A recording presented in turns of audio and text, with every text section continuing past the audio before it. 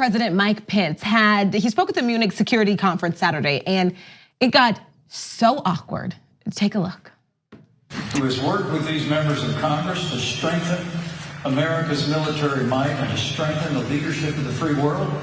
I bring greetings from the 45th President of the United States of America, President Donald Trump. Last August. Okay, no, that was like I know it says in parentheses pause, but if you got to be able to work on the fly, you know what I mean? This is a live situation. No, it's as good as it gets. And I bring to you greetings from President Donald Trump. Oh man, that was so awkward. I gotta keep going, right? I gotta keep going. Like, dude, get to it. They're obviously not applauding. Right. Move on. Go. It's like an episode of Mork and Mindy. Nanu nanu. Bring you greetings from Nanu Nanu. And then crickets. So, but there's more, actually, believe it or not. Because check out what happened when he clearly did not get the reaction he wanted while discussing the Iran nuclear deal. The time has come for our European partners to withdraw from the Iran nuclear deal and join with us as we bring the economic and diplomatic pressure necessary to give the Iranian people, the region, and the world the peace, security, and freedom they deserve. We must not let this opportunity slip from our hands. Wait, I think we slowed it down for you. I think we have it one more time. Security and freedom they deserve.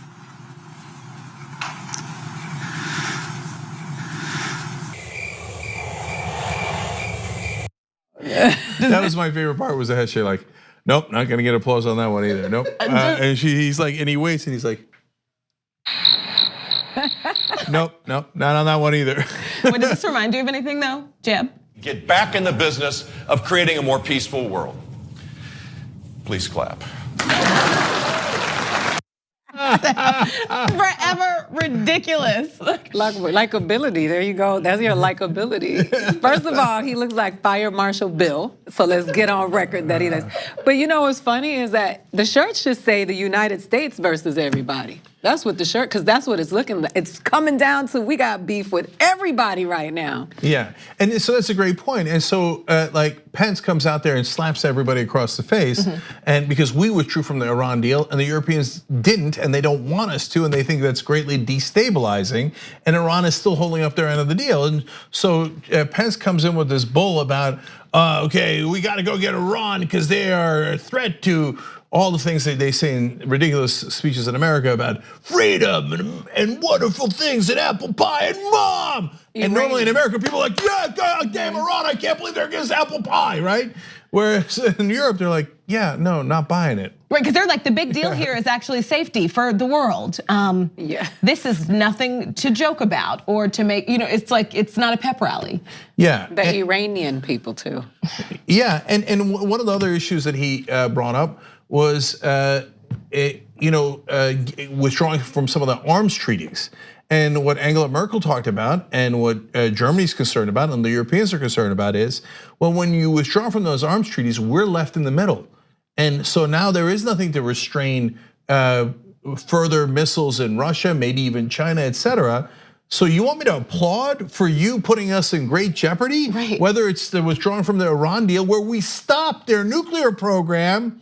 Okay, even they didn't have a nuclear weapons program, but we stopped their nuclear energy program. We're not even letting them do energy from nuclear. You come in here and screw it up and tell me how you're gonna bring me freedom when I'm the one in danger. No, thank you. And so, these comments came after Merkel backed the decision to stand by the Iran nuclear deal, saying the split with the US, quote, depresses me very much. And by the way, it appears this rift that we were talking about, US versus everybody. So a source that the New York Times identified as a senior German official told the paper, no one any longer believes that Trump cares about the views or interests of the allies. It's broken.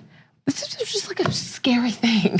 We look so vulnerable to the world, and that is, we pride ourselves in being one of the greatest superpowers of the world. We keep alienating and insulting and offending, and we just look vulnerable to the people who don't like us. And I think that while you're cheering on somebody for being a tough guy, you can't be a tough guy without being a smart guy, because tough without smart doesn't really end up in great places. Yeah, I want to give you two more quotes here. One's from the Russian Foreign Minister Lavrov. He said, and he's celebrating this. He said, "We see new cracks forming," referring to the relationship between America and the rest of Europe, and old cracks deepening.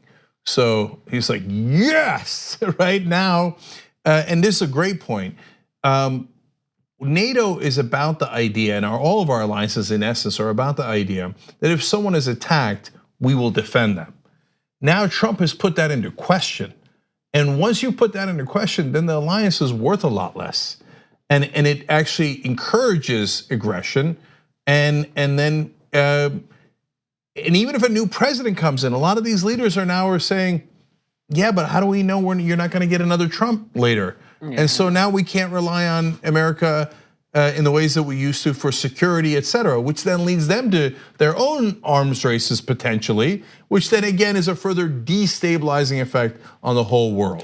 And you know what, if you love the troops so much, when you say that it incites aggression, we have troops, our troops all over the world, in places where they're vulnerable. Those are people's children, people's husbands and fathers.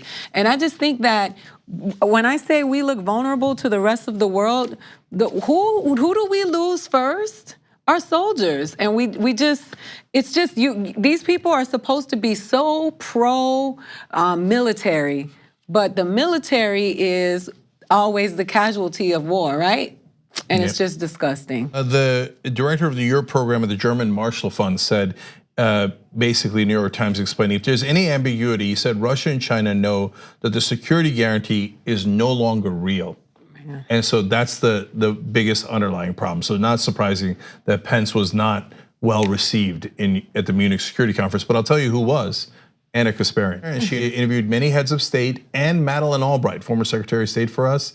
There's actually a YouTube channel, and the channel is called #YourMSC, as in Munich Security Conference, #YourMSC. And check out Anna's interviews there, including the Albright one that made some news. So we at least had one American that was well received by Europe there. On the go, don't worry, we got you covered. You can still listen to TYT at our new podcast network. Find us on Apple Podcasts, the Google Play Store, or at tyt.com/podcast.